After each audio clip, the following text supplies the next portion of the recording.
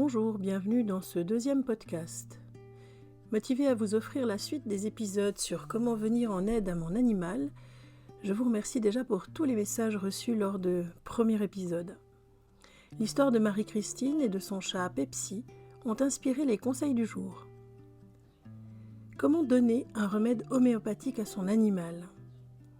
Vous le savez ou pas, il m'arrive très souvent de prescrire des granules ou des globules homéopathiques aux animaux en complément à la CAI, communication animale intuitive. En effet, j'ai été formée en homéopathie humaine en 1990 déjà, 90, et me suis spécialisée ensuite en homéopathie animale il y a environ 15 ans, grâce aux enseignements de la doctoresse vétérinaire Jacqueline Pecker et aussi de la doctoresse vétérinaire Marie-Noëlle Issautier, à qui je témoigne ici toute ma gratitude. J'ai développé l'homéopathie comportementale que je pratique autant pour les humains que pour les animaux, puisque c'est un prolongement de mon métier de psychotraumatologue. Lorsque je vous prescris des granules ou des globules, les globules, vous savez, ce sont des toutes petites granules sous forme de doses, je vous invite souvent à mélanger ces remèdes avec quelque chose que votre animal aime bien. C'est ce que j'ai proposé de faire à Marie-Christine pour son chat Pepsi. Mais Pepsi n'est pas un chat très compliant, ce qui nous a valu quelques échanges pour trouver les solutions pour Monsieur Chat. En effet, rien ne fonctionnait. Nous avons eu dans nos échanges différentes solutions, propositions, certaines ont fonctionné, d'autres pas, et je vais ici vous faire profiter du fruit de nos mails et de nos échanges email avec Marie-Christine. Certainement que tout cela pourra également vous être utile pour votre animal. Une des questions que posait Marie-Christine était « Est-ce que je peux toucher les granules ou les globules avec mes doigts ?» Alors oui, parfaitement, car depuis plusieurs années, le procédé de fabrication a changé. Les granules, les globules ne sont pas juste enrobés d'une fine pellicule contenant l'information du remède, comme c'était le cas auparavant, mais la granule contient dans toute sa masse de l'information homéopathique. Donc, en touchant le remède avec vos doigts, vous n'enlevez pas l'information. Avec quoi donner les granules à Pepsi qui n'aime rien et se méfie de tout ? Pour votre chat, je vous invite tout d'abord déjà à broyer entre 2 petites cuillères les granules. Les globules, souvent, il n'y a pas besoin parce qu'elles sont très petites. Et si vous n'y arrivez pas, il existe en pharmacie maintenant des petits moulins, un peu comme des mini-moulins à poivre, qui permettent de réduire les granules en poudre. Et puis ensuite, une fois cette poudre obtenue, vous pouvez la mélanger à du pâté de foie, du fromage genre kiri, de la crème épaisse ou quelque chose qu'il aime bien. Si ça ne fonctionne pas du tout, alors il suffit de déposer le remède homéopathique réduit en poudre dans une petite sous-tasse. Et là, écoutez bien, vous prenez délicatement une pâte avant de Pepsi, vous mouillez ces coussinets avec un peu d'eau, ne trempez pas toute la pâte parce que sinon vous aurez plus de pâte, plus de chat et plus personne. Et ensuite vous pouvez poser la pâte humide dans la poudre. Automatiquement Pepsi va lécher sa pâte pour se débarrasser de la poudre.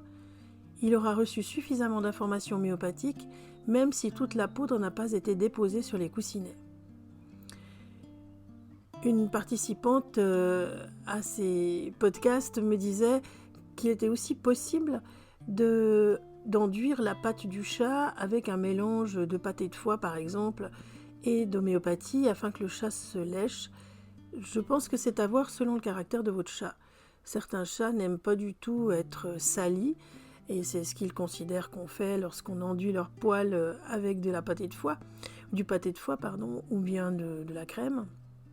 Et là, ça va pas forcément être agréable et il sera peut-être compliqué de lui donner le jour suivant les granules homéopathiques. Et puis, si vraiment rien ne fonctionne, alors vous posez à terre chaque matin une petite coupelle contenant un fond d'eau et la prescription homéopathique, 2 ou 3 granules ou globules. Vous installez tout cela à côté de sa gamelle d'eau normale et vous le laissez gérer. Si c'est le bon remède pour lui, en général, il va prendre de lui-même même plusieurs fois par jour. Attention, c'est une technique d'automédication qui ne marche, à ma connaissance, que sur les chats. Les chiens et les chevaux ne réagissent pas de la même manière. Et il y a bien sûr des chats qui refuseront d'aller boire l'eau, Non pas que le médicament homéopathique ne leur convient pas, mais juste parce qu'ils ont senti qu'il y avait quelque chose de différent. Par contre, comme c'est un animal et que la notion de « prends ça, c'est pour ton bien », que vous pouvez essayer de lui répéter à plusieurs reprises n'existe pas vraiment dans le monde animal, je vous invite vraiment à tester toutes les autres techniques proposées avant de tenter celle que je vous donne en dernier, c'est-à-dire la gamelle d'eau à disposition et on laisse l'animal se gérer. Si vous avez un chien, vous pouvez lui glisser les granules directement dans la gueule. Ou sinon aussi avec du pâté de foie, du kiri, ça passe tout droit. Quant aux chevaux, ânes, poneys, vous pouvez creuser une pomme ou une carotte avec la dose prescrite à l'intérieur et c'est généralement efficace. Il est préférable de faire ainsi plutôt que de glisser l'homéopathie dans la ration de céréales.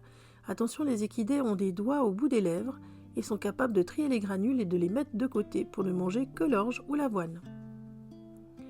Marie-Christine me demande encore, vous m'avez prescrit un remède en 9 CH, je l'ai chez moi mais en 30 CH ou en 200 K, est-ce que c'est important ? Alors oui, c'est important, le nombre derrière la prescription indique le dosage qui informe si je souhaite travailler avec votre animal, soit sur une problématique uniquement physique ou psychosomatique, ou soit encore psychique. Cela va aussi dépendre de la longueur du traitement. Il m'arrive de vous proposer des dosages différents au fur et à mesure du suivi de votre animal. La différence entre les CH et les K, c'est la manière dont est fabriqué le remède.